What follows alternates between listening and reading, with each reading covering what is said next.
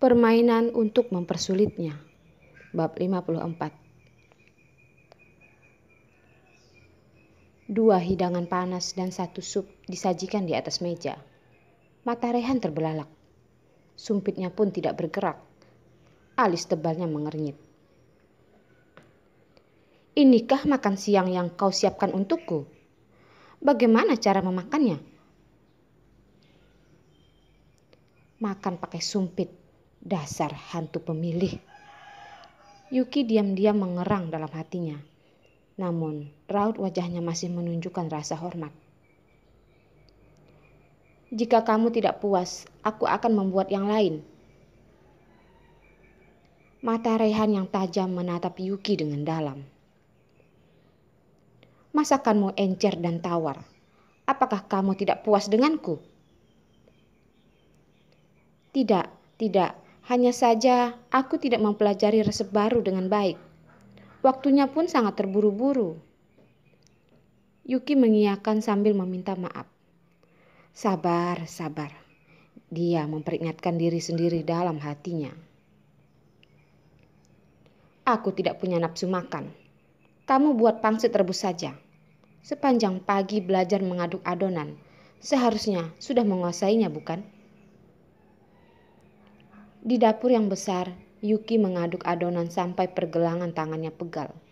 Menghabiskan banyak tenaga baru bisa membuat pangsit rebus dengan baik. Akhirnya, pangsit rebus dihidangkan di meja. Rehan hanya melihatnya dengan malas. Dicoba pun tidak. Aku sudah menunggu terlalu lama. Sudah tidak tertarik pada pangsit rebus. Masak saja nasi goreng sekarang.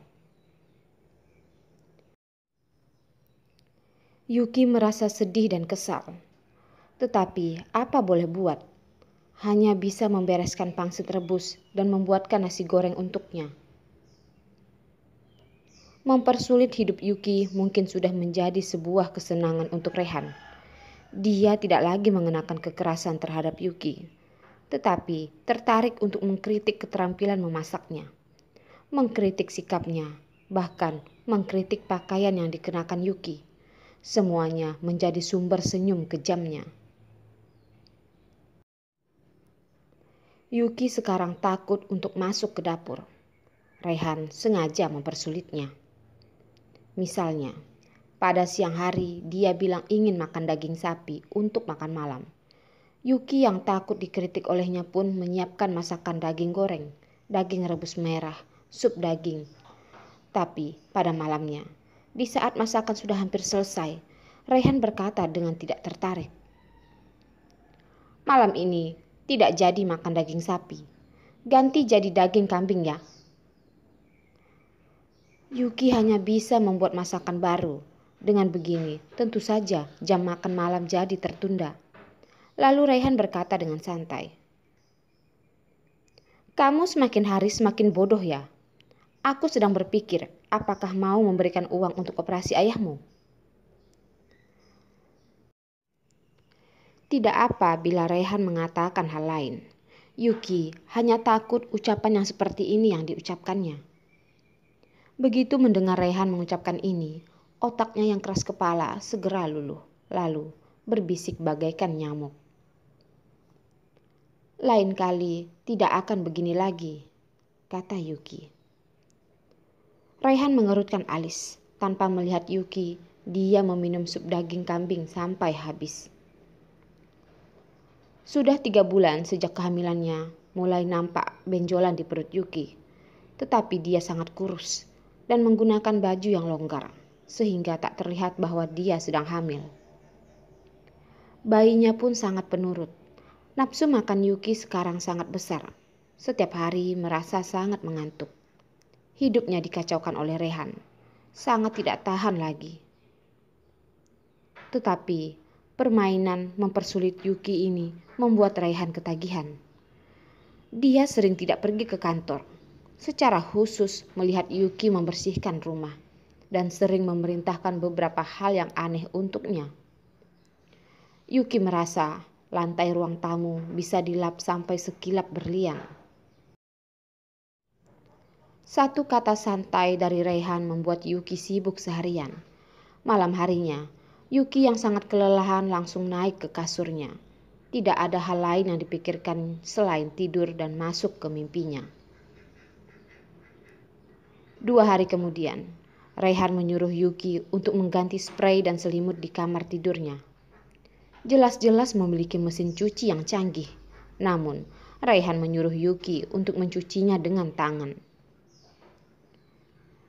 Yuki menyingsingkan lengan baju, 2 tangan kecil yang sudah mulai kasar ini perlahan mencuci spray dan selimut itu.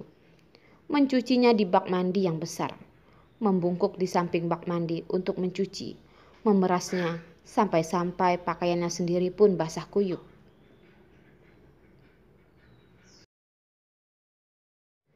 Keterampilan yang bertumbuh. Bab 55. Pakaian basah yang menempel di tubuhnya terasa dingin. Saat berdiri, Yuki merasa pinggangnya pegal, perutnya pun sakit. Hatinya khawatir. Kebencian terhadap Raihan terlalu dalam. Jelas-jelas Raihan tahu bahwa dia sedang hamil, tetapi malah mempersulit ibu hamil untuk melakukan hal semacam ini. Benar-benar tidak manusiawi. Dalam hatinya, Yuki menghujat Raihan. Yuki berbaring di tempat tidur untuk beristirahat sebentar. Dia lega karena sakit di perutnya perlahan berkurang. Mungkin akibat pinggang yang lelah membungkuk terlalu lama. Bayi kecil, maafkan ibu ya. Hati Yuki sangat sedih. Ibu hamil yang lain diperlakukan bagai ratu. Seluruh keluarga merawatnya. Mulai dari pekerjaan ringan sampai pekerjaan berat tak akan diizinkan untuk dikerjakan karena takut terjadi kecelakaan pada janinnya. Namun, tidak ada orang lain yang menyayangi bayi kecilnya Yuki selain dirinya sendiri. Raihan jauh di lubuk hatinya berharap supaya janin ini keguguran. Yuki tiba-tiba bergidik. Memberikan tugas seberat ini untuknya, mungkin hanya ingin menggugurkan janin di kandungannya. Kabur. Tunggu, operasi ayahnya belum selesai. Dia akan memikirkan cara untuk membawa ayahnya keluar dari kota ini. Berada di sisi Raihan sangatlah berbahaya. Yuki pun diam-diam menyusun rencana pelarian dalam hatinya. Untungnya dalam hal makan Raihan tidak terlalu menyulitkan Yuki. Nutrisi Yuki di masa kehamilan masih cukup terjaga. Terkadang Raihan berkata dengan nada menyindir, "Kamu lihatlah dirimu. Pengungsi di Afrika Selatan pun lebih enak dilihat daripada kamu. Mulai sekarang kamu harus makan yang lebih banyak untukku. Jika tidak, orang-orang akan berpikir bahwa Raihan mengurangi jatah makan pembantunya." Akhir-akhir ini cuacanya sangat bagus. Di suatu sore, Raihan sedang memandang kolam renang di luar jendela. Lalu tiba-tiba memanggil Yuki. "Kamu pergi dan kosongkan air di kolam. Lalu cuci kolam renang itu. Aku ingin berenang malam ini." "Baiklah." Yuki menatap kolam renang yang besar. Kepalanya pun tiba-tiba terasa sakit. Setelah mengeringkan air di dalam kolam renang, Yuki mengambil sikat dan deterjen, lalu turun ke dalam kolam untuk mulai membersihkan kolam renang. Dia membungkuk dan mencuci dinding kolam renang itu. Setelah beberapa saat, dia merasa tidak tahan lagi, bersandar ke pinggiran kolam untuk beristirahat sebentar. Lalu membuka keran dan dengan hati-hati membilas area yang baru saja dia sikat. Matahari perlahan tenggelam di barat, berubah menjadi matahari merah yang menggantung di langit. Cahaya merah orange menimbulkan kehangatan lembut di kebun. Namun Yuki merasa kedinginan. Saat membilas dinding, cipratan air seringkali mengenainya dan membasahi pakaiannya. Sudah waktunya untuk menyiapkan makan malam.